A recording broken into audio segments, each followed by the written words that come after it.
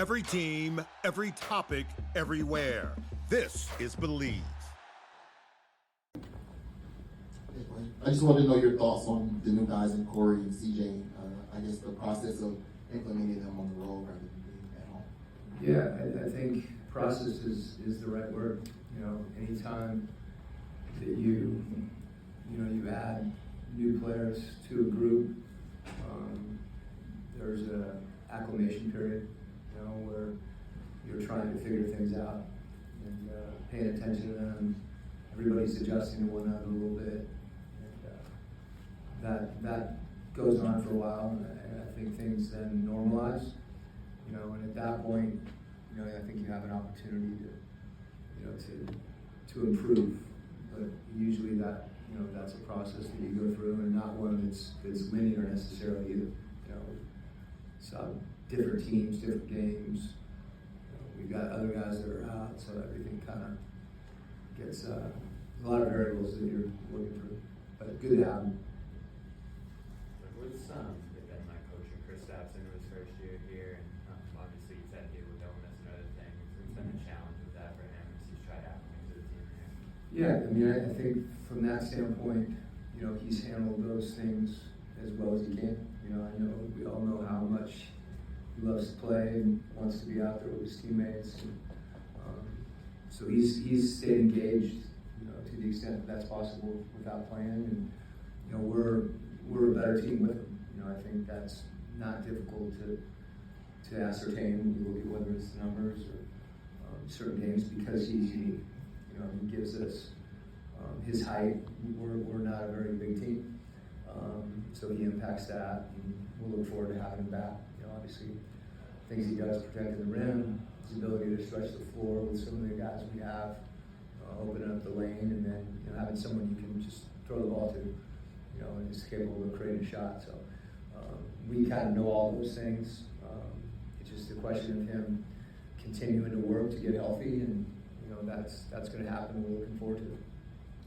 Hey Quinn, what happened to the red glasses? Is that it? Do you not wear those anymore? Do you have another question? You want to talk about white shoes? Have you not worn the red glasses at all? I'm not here to talk about my fashion. Okay. If that's All right. okay with you. Yeah, I stopped wearing them because people asked me about it. Gotcha. Okay. With Onyeka, you know, center taking 15 threes, I guess it's becoming a little more normal in today's NBA, but what are your conversations like with him about how green this light is to shoot? It's green. I mean, I don't think he has to look at it to find out, because there isn't a yellow or a red. You know, it's just we want him taking those shots, and you know, there's going to be games.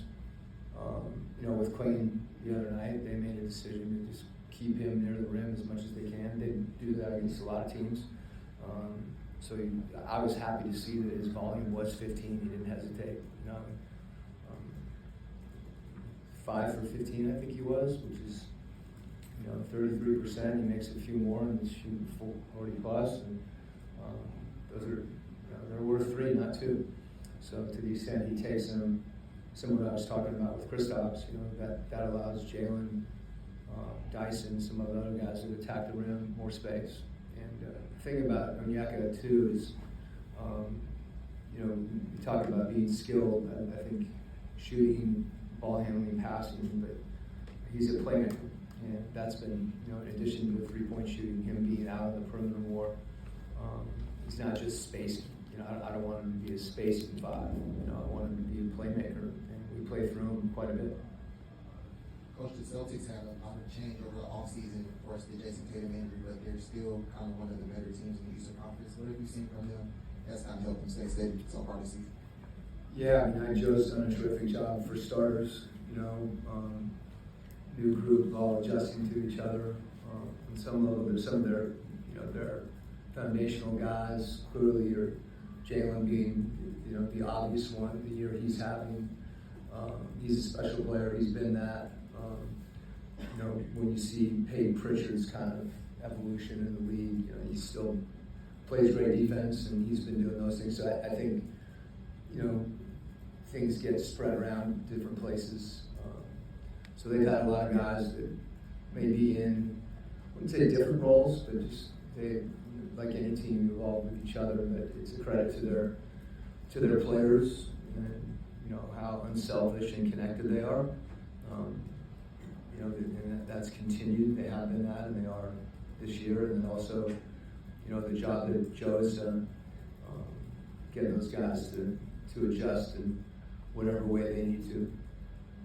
Coach, going off of that, and specifically Jaylen Brown, what do you tell your team? I'm just curious, from an opposing coach scouting JB, what do you tell your guys in terms of how to defend him? What makes him so lethal, and how do you go about just kind of locking him down a little bit?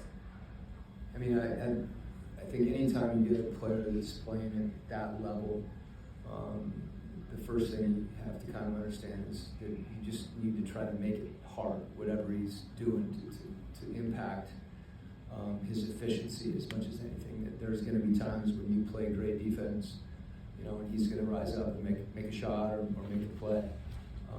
And kind of with that, you know, it can't be, I mean, we all talk about matchups and things, and that's real. But it can't be just, it can't fall to one player, you know, to have the responsibility of stopping him, because as he's shown, that's hard to do. And then the last thing would be just his versatility, you know, his ability to shoot the ball, both catch and shoot, you know, off the dribble, to attack in transition, you know, and then just create a shot, you know, even in mid-range situations too. So it's a lot to handle, you know, and that's the reason he's the player that he is. And I think, and they're winning too, which is you know, that's the exclamation mark that goes on it when a player's playing at a high level individually and their team's having success. Coach, I know you talked about it a little bit, but just as the first time we've seen you back in this building since the trade went official, just if you take us back a little bit, what was your message to your team when a deal like that goes through? Well, I think first of all, you know, myself personally, and you know, all the players in the organization, you know, wish Trey the very best. He's meant a lot to the city, his family, they've given a lot. And, you know, everybody's moving forward as we all have to do. So I know that, you know, he's excited for that as well. And, you know, as you move through that, then, you know, your focus goes back to, you know, to the group here and the things that we have to do to improve. And that's where we're landing now. And, yeah, we've been gone a lot. I don't think we've had an off day since New Year's Eve. So try to keep our energy and focus on the guys we have. Thanks, Coach. Okay.